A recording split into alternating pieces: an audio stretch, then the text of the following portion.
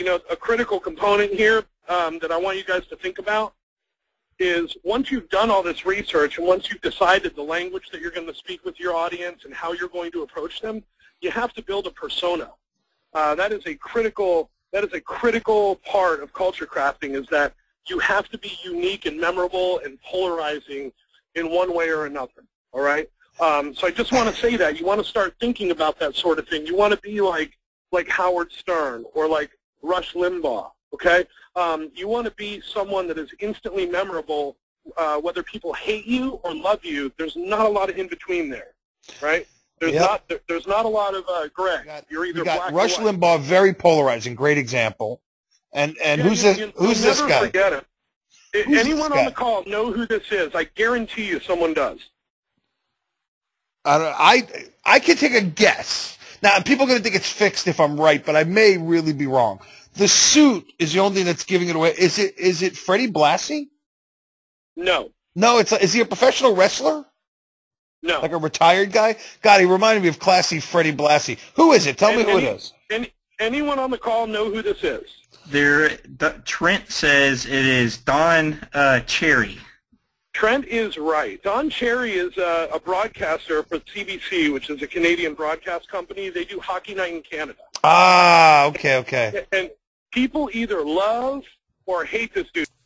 How do you go about creating a persona, marketing to that group, but because of some unusual circumstances at the moment, I can't earn money, so I've got to market for a period of time and not earn money, and I don't know whether to kind of just take 0 affiliate commissions or redirect some things of what would be like commissions to charities, or because I don't want to create an environment where everything is free now and then like a year from now kind of totally switch gears and start charging people.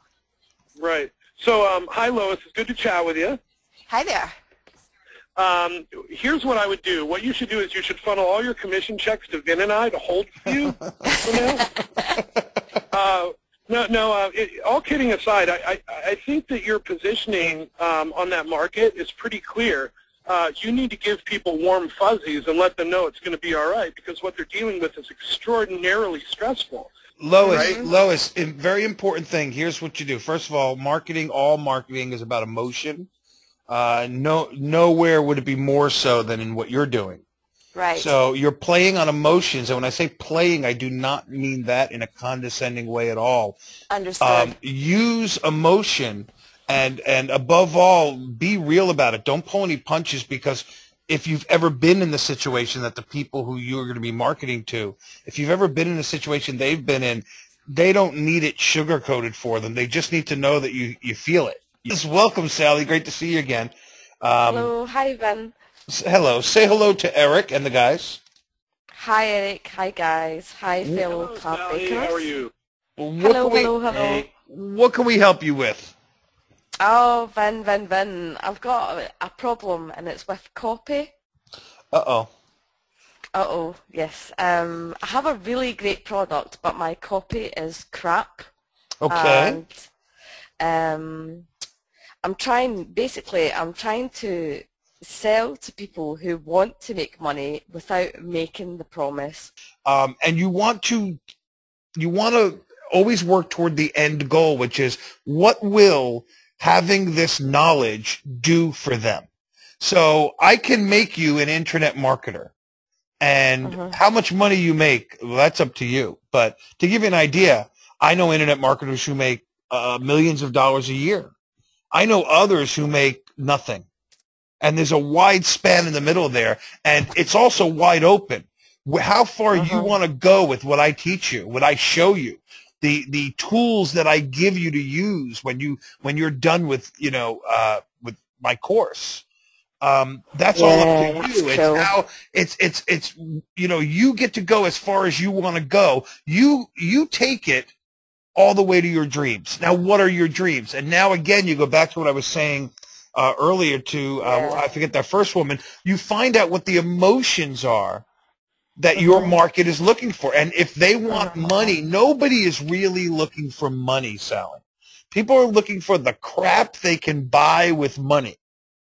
So don't promise them the money, and don't promise them even their dreams, but just open up the possibility to what that they can live their dreams. You're always selling the end result. You know, the saying in copywriting school, if I can call it that, is you're selling the sizzle, not the steak. And I don't completely agree with that. I think you have to sell the steak too.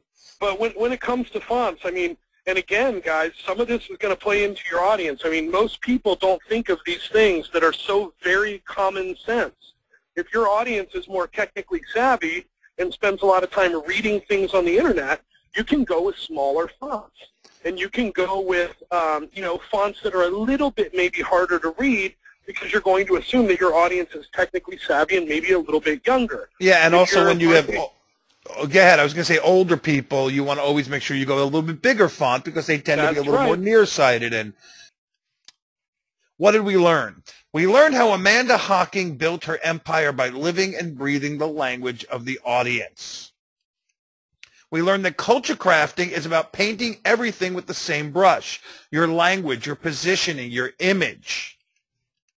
We learned that consistency is key. Sign emails the same, do things at the same time, and so on. Just like we do the Clambakes every Thursday, 8 p.m., unless we're trying to help our European friends and go a little bit early for them. Pay attention to your audience. They'll tell you how to sell to them. It's a very important thing. Your market knows what your market wants. Ask them or figure out a way to get them to tell you. If you hate cats, don't build a site on cats. It doesn't ring true. Go with what you love. Next. For local businesses, look for things you can do for free to give tremendous value. Eric said this. It's a great one. It's the Google Alerts technique. And that's what we learned. I got to tell you, Eric, I can't believe we were able to fit the damn thing almost into an hour. We're getting closer and closer. And it was jam-packed full of information. We do go fast here, folks. We are. I also want to tell everyone that's here every Thursday night, 8 o'clock, please tell your friends we do it for you. There's no ulterior motive here. We just like giving back. We like talking to you guys. And thank you to the regulars. And Eric, last word, give them your web address, and we shall call this one in the can. Awesome, yeah, and you know, I'm not going to share my web address actually, Vin. If you want more information about culture crafting, just Google it. But what I am going to say is, I'm going to say this. I've worked with hundreds of very talented people over the last 6 years, some very talented copywriters and very talented marketing minds. And guys, you will not find more talented people in one room than on these Clambakes. I believe that with all my heart. I try and attend every single Thursday. I rush home from my son's soccer practice. He does. So I could, that's no joke. And so, guys, people pay Vin and his guys a lot of money for time like this. So I would very much encourage you next time to bring your website links, submit them, and get a critique, man, because it is absolutely invaluable. I come for the same reason that you do. And you would be very surprised by some of the other very high-caliber people in our business that show up for these calls. So, guys, yeah, they do it anonymously, but they're usually here, though. I want to quickly just shout out to Daniel Scott.